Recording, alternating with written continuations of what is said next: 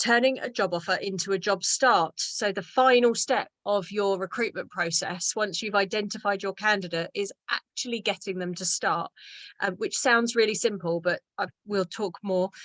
It's not always as simple as we'd like to think. As you know, we are experts in recruitment, specifically flexible and part-time working. Tracy and I and all of the people working within Ten2Two have got depth and breadth of experience in flexible working, but also in being able to secure the best candidate, not just through the interview process, but that vital time when they might be handing in their notice or arranging childcare or doing whatever it is that they need to do before they can start with you. So we're hoping that we can bring some real value to you and your processes.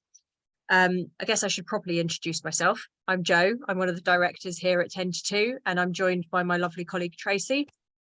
Tracy's going to be taking you through the majority of the content today. We have got a short time. We've only got 30 minutes, so it will be quite pacey. We would love to hear your questions if you have any. We can't make the session interactive just because of the short time frame that we've got, but there is a Q&A box at the bottom of your screen, so if you do have questions, please pop them in the Q&A box. I will be monitoring those and either interjecting throughout the presentation or saving them for Q&As at the end. If for any reason we can't get to your questions, we will follow up either directly to you if it's something quite specific, or if it's something generic that we think might be of value to everybody, then we will follow up with a Q&A document in the coming days. So without further ado, I'm going to hand over to my colleague Tracy, who will take you through today's presentation. Thank you, Jo, and thank you everybody for joining us today. Jo's did a brilliant introduction, so I'm just going to go straight into sharing. Thank you everybody. Without further ado, I'm going to go straight into the agenda. So let's have a look at this. What we're going to start off with is a quick look at the candidate market and how much this impacts on the offer process. That's quite fundamental at the moment, and if you've been recruiting, have struggled to recruit, this is quite relevant at the moment. We'll then look at how to structure a job offer, advice for managing the notice period, a top tips summary, and then time for questions. So let's have a look at the candidate market. As I said, this is quite fundamental at the moment. So on the left, a couple of really interesting stats. The latest figures from the ONS show a drop in vacancies, so indicating that the post-pandemic bounce, it may, I wouldn't say it's reached an end. It might be coming to an end. It might be improving, but against the number of vacancies which are high, unemployment is at historic low. So you've clearly got there a number of job seekers. The number of job seekers in the market is restricted. So it is absolutely a candidate-driven market. Although we think it might be softening a bit, but we're still not seeing it completely. It's still very much a candidate-driven market. So that's the sort of the stats of markets, of vacancies and candidates. On the other side, from businesses, more than 80% of employers are reporting difficulty finding the talent they need. That's a huge number. And small, so you're not alone. If you have been struggling, you're not alone. And small businesses say that finding the right person and the right people is their second biggest issue after rising costs. And we know what costs are doing at the moment. So at the moment, it's still a candidate market. It might be softening, not quite seeing it. But how does this therefore impact on what you do and how you approach the market? So recruiters and hiring managers, you can't rely on channels that you've always used to reach candidates. There may be the opportunity to seek out passive candidates. So somebody who's not actively seeking a new job, things like that might become more important, but it's harder to attract those kinds of candidates. So it's another option. It's a longer game that you're persuading someone to do something that perhaps hasn't entered their head yet. So it's a longer game, but it's another option. It's more important than ever to sell your brand and the benefits of both the company and the role. Employer brand is one thing throughout the whole process that will make you stand out, every touch point with that candidate. In tough times, you know, we're experts, use other experts. It pays to use experts to help you navigate the market. You know, they're in the market every day. They can give you the best advice, and they've got more capacity potentially to find those unicorn candidates, do that sort of a targeted seeking out, proactive, passive search, passive candidates as we call them.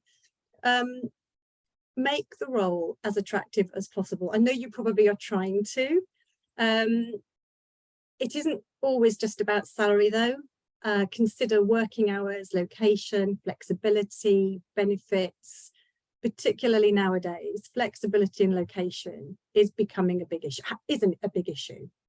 And recognise that you might not always have the luxury of multiple candidates for a role. So if you have one and you want to wait to compare, you may well lose that perfect one.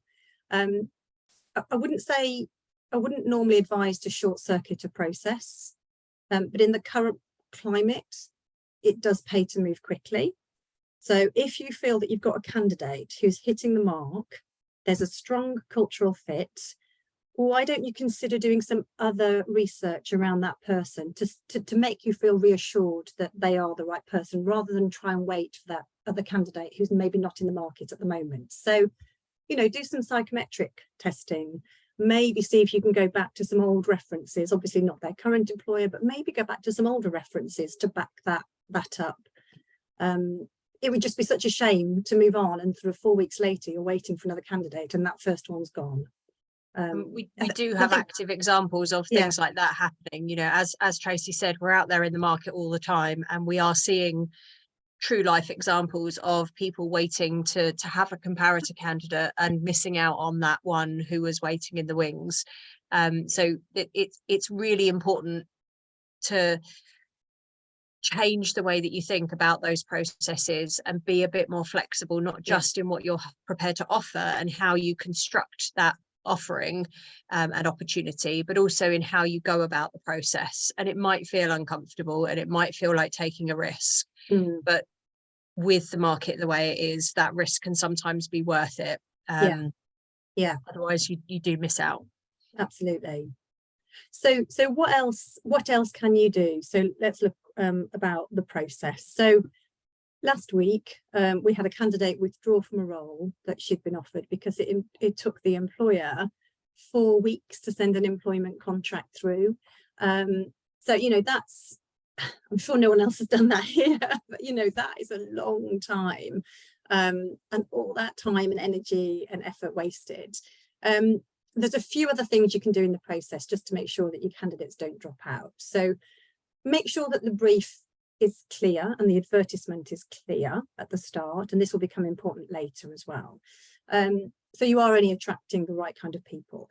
Outline the expected process at the beginning of the campaign, so people have their expectations are set as to how long this is going to take. Please try to reduce delays between stages. I think this is probably one of our more challenging things at the moment in the market. So from candidates coming into us submitting them, clients, employers responding to us, setting up interviews, lots of stages of interviews, and then offering, you know, that whole stage can take quite a long time. It needs to be quicker at the moment, just given the market stats at the moment that we've explained. Keep candidates informed of delays and prompt feedback to candidates post-interview. All of this is around, and then the next one, create a dialogue. This is all around communication. You know, we can manage delays to processes, you can manage where things go wrong or there might be delays, as long as we can talk to candidates and you're just being really clear and transparent, and candidates will appreciate that. You know, this is all about your employer brand again. The worst thing is to have a silent employer, and the candidate just starts to worry and think, well, if this is how I might be treated during this process, you know, what would it be like to work there? So, and show, again, this is all communication, show you value candidates and their time. So even like a little thank you after attending an interview. So if you're not using a recruiter, then directly a little thank you, thanks for your time. We appreciate your interest in the interview. You know, leave this with us. We now have some decisions to make. You know, just something, keep in touch. And then set sort of your standards and prioritize the process. So if you're a HR person within a company, obviously work with your hiring managers to set levels of responsiveness, you know, so what you expect when, and report against them or keep on top of them. And if you're the leader or owner of a small business, you know, try and prioritize the recruitment process. Now I'm smiling saying this because we know what it's like. We deal with so many business owners, managers, and you're recruiting because you're incredibly busy, but then you haven't got the time to spend on the recruitment process because you're so busy. It is a conundrum, but it's got to be prioritized. And at the start, just put some time away in your diary for certain processes and stages. And with your recruiter, you can do that, just to make sure you can fit everything in and you do dedicate time to it. So you found your perfect candidate. Let's move on to the job offer. I'm just going to move down to the next one. So let's go on to this one. This is an interesting question. So what's right, best skills or personality fit? The answer can be a bit of both. And I think it depends on the situation and the person. Outstanding candidates that more than meet the requirements of the role are sometimes rejected because maybe they don't 100% meet the functional spec. And this is where some additional flexibility in job design could be needed. So what we try to consider and recommend is to evaluate the role to understand which elements of a job could be reassigned to others and or additional requirements be assigned to the job based on the qualities of your preferred candidate. So if a person's a great collaborator or leader, but not an administrator, could the admin be handled elsewhere? Because it's the elements of the admin that could be passed on to someone else. It can be complex, and it does mean having an open mind and changing the thought process partway through. But if you've got this fantastic person sitting in front of you for a couple of tick boxes on that job description, again, think about the lack of candidates in the market. It might be worth looking at them and just rethinking it. So some functional elements are easy to train. So if someone hasn't used Xero, but they've used Sage, that's easy. You know, if someone hasn't touched Excel for a few years, that's easy. But personality and attitude and aptitude can't be trained. So what? Consider, on the next slide, we're going to look a bit more detail about what to include in the offer. And we do always say include every element. So you're pitching a package, not just a salary. So we'll talk about that next. So what's the best way of making an offer? We always make an offer on the phone directly to a candidate to gauge the reaction first. So if you're using a recruiter, they would handle this on your behalf and have a very strong idea if the candidate is likely to accept, because they're likely to have built up a relationship and have good insights into what that person's triggers were. They could also handle more difficult conversations for you, such as the negotiation regarding toing and froing, and we'll come on to that. I mean, if you're hiring directly, don't be afraid to pick up that phone and have a call with the candidate. That's a really lovely personal gesture. And it does give you an opportunity to have a proper conversation about it before you commit stuff to paper and that lands in someone's email inbox when it's a bit of a shock. On the phone, you can gauge what their reaction will be.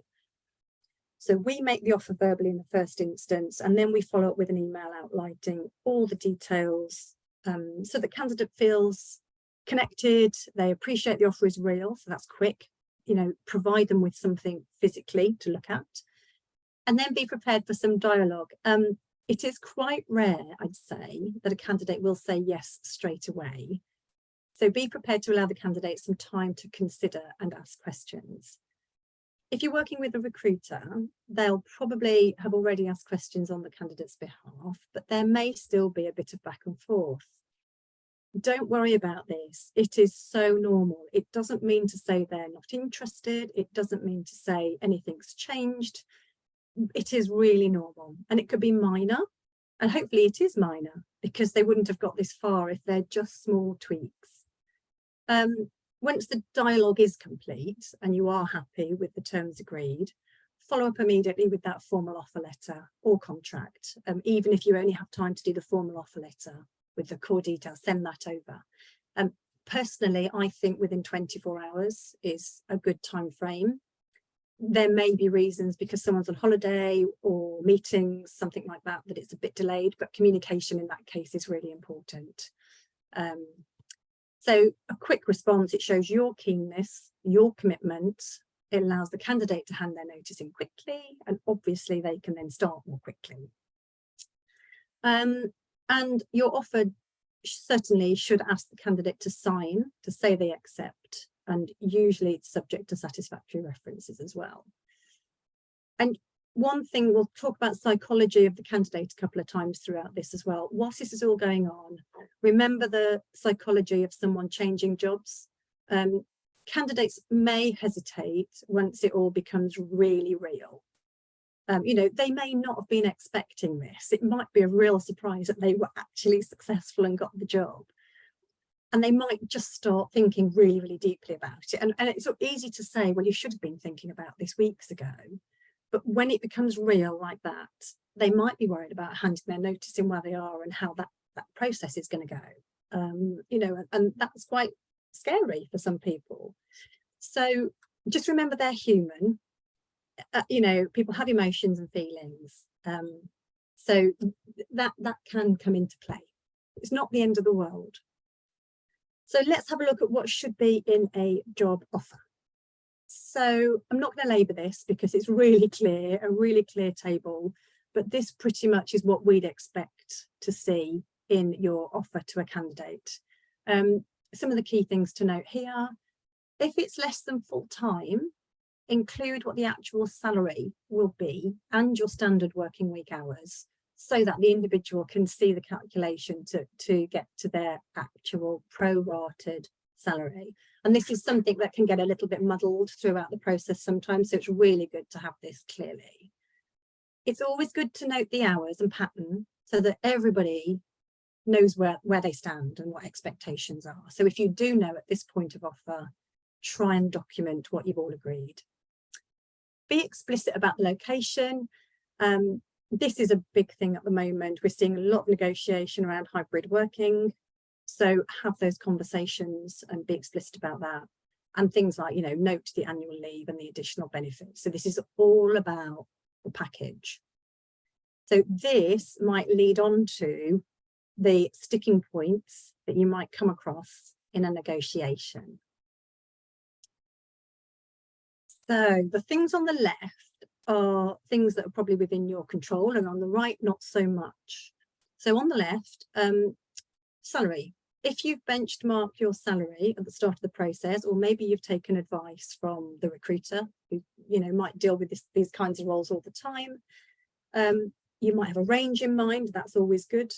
But if no more budget is available, consider adding other benefits to your salary. So if salary becomes a point of negotiation, there could be other things you can do to soften that blow. So many candidates today are looking for more flexibility, reduced hours. You could offer additional annual leave, maybe paid or unpaid, or maybe financial help with training or travel, parking, things like that, to try and to overcome the salary point. Flexibility. If your chosen candidate comes back asking for more working hours working from home or slightly reduced, try to consider it as an option or meet them halfway. Consider that this could be a short-term thing. You know, it might only be for 6 months, for example. And, you know, even a tweak of half a day here or there might make a really big difference to someone. And I think I might say this a couple of times, but when you go out there with your original job design, you know, in your mind, you haven't met the perfect person at that point. You've come out to the market with your perfect job design. Everybody out in the market looking for a job is slightly different. They all have their own circumstances in life. So I think keep an open mind as to what tweaks they might just need to make it work for them. And for some people, it might only be temporary, a year or two. So with sort of flexibility, just be prepared to be a little bit sort of flexible with that if you can. And don't forget, if you do reduce the hours, say you reduced it by half a day, you're also saving yourself budget. So if you've got someone who's top of that range, brilliant. they might still do the job in the slightly reduced hours, and you've saved yourself a bit of budget. Bonus and OTE, this is usually only discussion points because it can be variable for a lot of roles, and it's only like an annual, an annual bonus if the company does well. So it's in sales positions, obviously BD positions, that we would include this. So just make sure you're clear on what this looks like, how someone can achieve it, because this is always a good add-on for salary. And with this, you could always add an uncapped view. So, if you uncap a bonus, a good salesperson will bring in the business. The business will be covered. The cost of that will be covered. So that's something simple you could do. Job title, again, this could be a minor thing you change. Sometimes candidates ask for a new or slightly different job title to reflect what they believe the role is, or to keep their CV at a similar level. So unless you've got a strict hierarchy in the company, then, or it might cause internal problems. This could be an easy win to get that candidate signed up. Annual leave, sometimes we see discussions around this. If someone's come from quite a big annual leave package to a more statutory, that can be a question. Again, if you've got a set company policy, that means there's no flex. Look at things like, unpaid leave. Notice period, we're seeing longer notice periods being put in place because obviously clients and employers in the market are seeing it's a struggle to recruit, so they're protecting themselves. But this can be negotiable sometimes. It's always worth asking if there's any negotiation with the individual for that. Have they got any leave saved up that they could use? And if they are currently working part-time, are there any odd days leading up to an official start day that they can start dipping in and doing some thinking or reading or training? Benefits, we don't really see much negotiation on benefits other than sort of annual leave. So that's maybe a contribution to training and development. So on the right, the things that are harder and are not more common at the moment, counter offers, they're happening. If your candidate's made a counter offer and you're happy to match and you can do it, I would recommend you do it. But it's also worth reminding, and this is something the recruiter would do for you, it's also worth reminding your chosen candidate of all the reasons they wanted to leave their other position in the first place. Because if all their company has done is offered them more money, and actually it was culture and workload that initiated their moving jobs, that's going to stay the same. And in 6 months, we'd see them back on the market looking for a job again. However, if they loved their current job, the culture, the role, there just wasn't enough flexibility, and it's the flexibility they want, excuse me, you probably can't match that.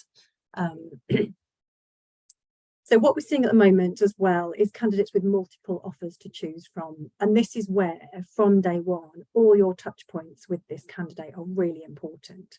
Your engagement with them, selling the role and the company and you will become really important. So if they've got 2 or 3 offers on the table, how you have interacted them will speak volumes. And we as recruiters, we would get involved because we would really be selling you into them as well. But equally, if you're doing it directly, bear that in mind. And there is, if you have the budget, you could consider a joining bonus, for example, to try and tip the scales. And then back to human psychology, the uncertainty. We are dealing with people. People have feelings, emotions, there's stuff going on outside of this process. It could be a big move. So it's the role of the hiring manager or the recruiter to reassure them about the company, the role, the security, the reasons why they're making a change, to remind them. But then at the end of the day, sometimes you might just have to walk away, and accept that. So if you've got to a point, make it clear what's your final stance. And it's sad, but sometimes we have to do that. So let's go on to what are some of the common pitfalls. Excuse me, I've got a little tickle in my throat. So it's probably easy to get caught up in the detail of the process, and get the basics agreed as soon as you can, but do keep in mind the big picture and why you're recruiting. This candidate could be with you for 5 years plus. So you do want to get off on the right foot.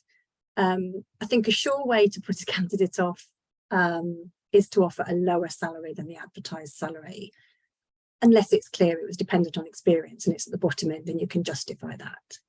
It will also put off a candidate if you offer less than they're currently earning, unless it's an obvious change of level for them. And we do have experienced candidates who are moving to more junior positions. And in this case, it's you know, they would obviously expect a different salary level. Equally, make sure you stick to the advertised flexibility, benefits and responsibilities. This is why they applied for the role in the first place. So changing things at offer stage could be seen as quite a poor show for the candidate. You know, it doesn't do your employer brand any good. Try to keep an open mind. This is, you know, what I was saying before, you may not have considered something that the candidate is suggesting, and everybody out there looking has unique circumstances to them. So have an open mind and think if a suggestion could work. And think about the longer term. Again, if there's a salary discussion, perhaps offer a review after 6 months, probation period. It might lower the risk for you, but it may just secure the deal for the candidate.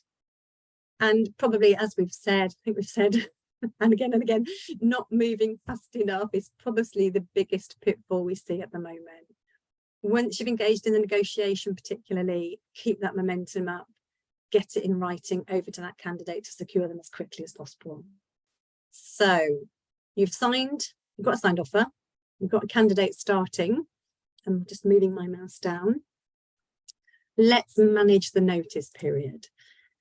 So notice periods are increasing. It's not unusual now to see 3 months, even for some junior roles, and 6 months isn't uncommon for senior candidates.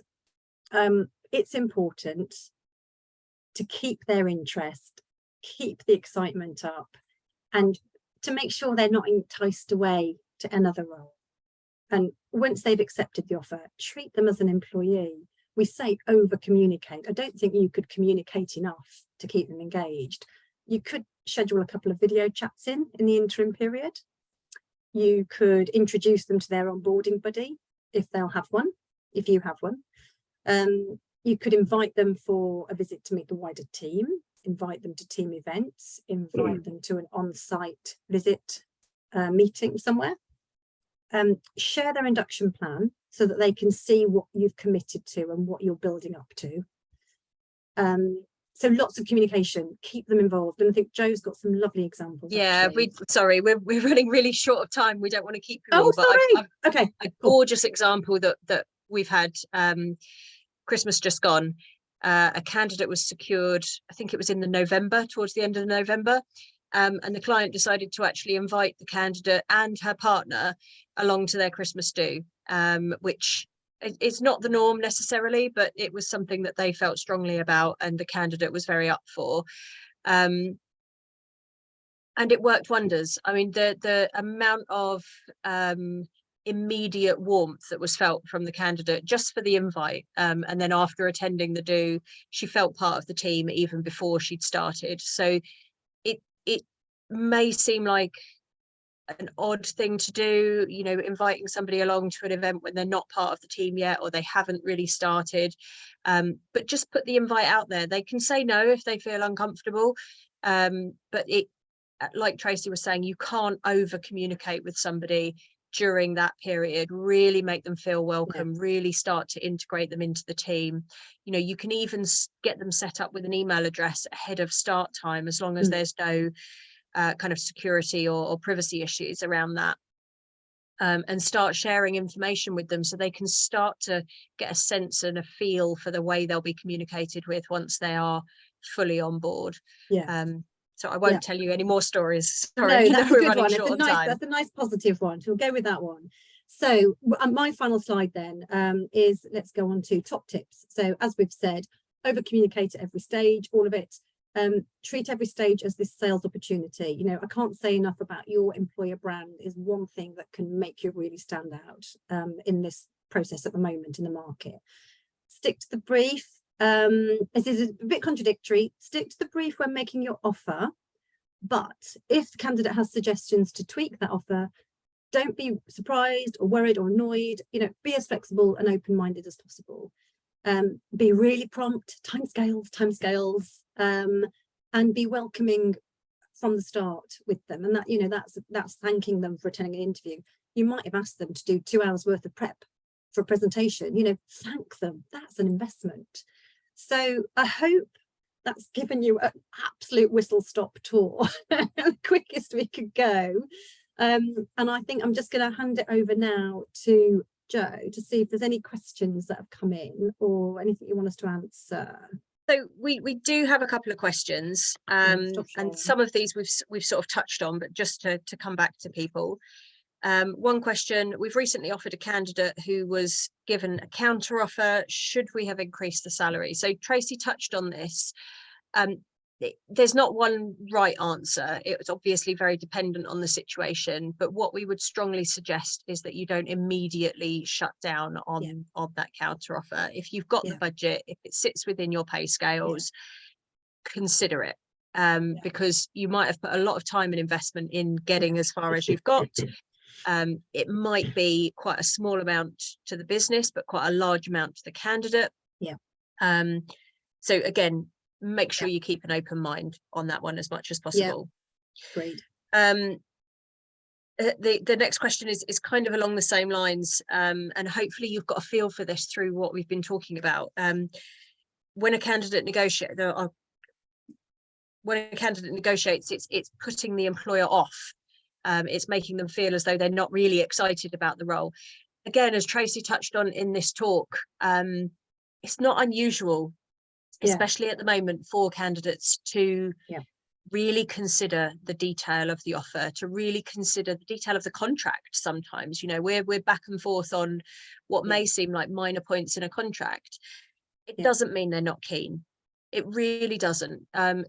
Often it's the opposite. Often they are exceptionally keen and they want to make sure that they're getting it right from the beginning, so that they can commit and so that they can give you the very best of themselves on a long-term commitment. This is a two-way stream. You know, when I started in recruitment many years ago, it was much more about the candidate needing to impress the employer. It was an employer's market. The tables have turned. It doesn't matter whether it's an employer or a candidate market now. People are much more self-assured and much more confident to have those difficult conversations. So it is about a partnership. It is about finding a way of making that relationship work. So don't let it put you off. It doesn't mean that they're not keen. And I think Jo, just to add to that, sorry, you know, you sort of say, you know, you want to start off on the right foot, which is something we've said in the presentation, and you know, starting off on the right foot doesn't mean to say you get annoyed with them asking. It's a relationship, you know, and as you work for a company, you'll know this through years of experience. It's a bit of give and take, you know, for both sides. So someone will give you their life, hopefully, so to the point that if you cut them in half, they'd have your company name in the middle. So there's a little bit of give and take with employers. If you look after them, they will look after you, and their motivation, loyalty, productivity will be through the roof. So absolutely. In fact, you having those extra words of wisdom has given some time for another question to come through. And this is asking what a usual holiday allowance would be. You got any thoughts on what we're seeing at the moment? Well, it varies. I mean, I'd say, you know, a holiday allowance of 25 days plus 8 bank holidays is fairly good. But then you might have people coming from a long-term career where they've built up holiday over years, and they might have 30 something plus 8 because they've accrued it. Or larger corporates might be more generous and you're an SME, you know, and some SMEs are down to 20 or 21 plus 8. So I think if you can sit yourself in the middle, it's a good start, and it's probably a safe bet. I do think now I get a little, you know, candidates can be a bit, is that 20 plus 8? It doesn't seem like a lot. So I'd sort of guide you or advise you to sit somewhere in the middle if you can, to have a competitive offer. The other thing to think about with annual leave entitlement is, and it can be difficult to administer, is buying and selling holiday entitlement. That's something that people might be interested in if they're able to offset some of their salary against more time off. Or even if it's not a formal buying and selling, offering up the opportunity for unpaid leave in certain situations. And we're running out of time, but one more question has come through that we'll just address. Is, are many companies encouraging more office days, or is work from home still common? Such a topical question right now. So Tracy, do you want to take that one to start with? Hybrid working is probably the most commonly asked question from everybody that we deal with. Now, our market isn't necessarily your grad straight out of university at the age of 21. So I think your grad straight out of university at age 21 probably is happier, keener, might be good for them to be office based, but professional roles 10, 15, 20 years into their career, you know, these are people who are comfortable and motivated to work from home. They're really productive, more efficient use of their time. And I think from that market, our audience, Ten2Two's audience, yes, hybrid working is really common and popular. So somewhere in the middle, 50-50, I think is a fair starting point. Would you say, Jo? Absolutely. And just addressing your specific question, are companies encouraging more office days? I don't think there's a blanket yes or no to that. No, you know, there are some companies that the tabloids are picking up on, saying everybody back to the office. There are some companies who are going the complete opposite way and setting up as an entirely remote businesses. It needs to work for you as a business. You know, that's the first and foremost thing to say, is you need to have the right infrastructure, the right communication channels, the right way of working and way of communicating with your staff, whichever way you choose. There are massive benefits to both. You know, a culture is very easy to build when you're in an office together. There are more challenges when you're working remotely, but those challenges aren't something that you can't overcome. One of the major benefits that remote working brings is it expands the geography that you can search. And in a candidate driven market, especially when we're suffering the talent shortages that we are, that expansion of geography is something that is absolutely invaluable. You know, if you're looking for a needle in a haystack, you may as well make that haystack as big as you possibly can, because you're more likely to find that needle. Totally agree, Jo. And I think it is up to you as a company. Every client we deal with has a different approach, reasons, rationale, circumstances. I mean, there's one client I'm dealing with at the moment where everybody goes in Monday, Tuesday, Wednesday, and they all work from home Thursday, Friday, a team of 30. You know, and that just means they've got balance there, and they're all together, so they can build the culture and the collaboration for 3 days, and then they've all got solid head down, you know, time to be really productive at home. And they know when to put the plumber in as well. Absolutely. So it just depends.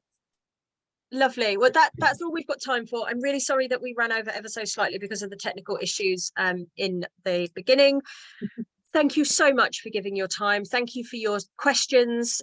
Please do follow up with us independently if you've got further questions, or if you want to have a conversation about anything that we've covered or anything else at all.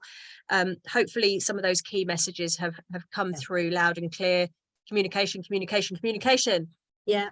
Speed. Speed. And flexibility, you know, which is what we're here for. You know, without making it a sales pitch, flexibility is such a key thing for people at the moment, and that flexibility comes in all different ways, shapes and forms. So I would really hope that, you know, whatever it is the candidate throws at you, you are able to consider it, you're able to keep an open mind, and we are here to help you with that. You know, if it's something that you haven't approached as a company before, we can definitely coach you through those decision-making processes and how it may or may not work for you as a business. In case you didn't know, we do have a consultative arm as well for such projects. We really do hope that you found this useful. Please do follow up with us directly if and when you need to. We're always on hand. We're always happy to have a conversation. Any feedback that you've got, we'd love to hear it. We will follow up with a Q&A document and some additional paperwork that we think you might find useful. But we'd love to hear from you. Enjoy the rest of your days. Thank you so much for joining us, and hopefully we will hear from you soon. Thank you. Thanks, everybody.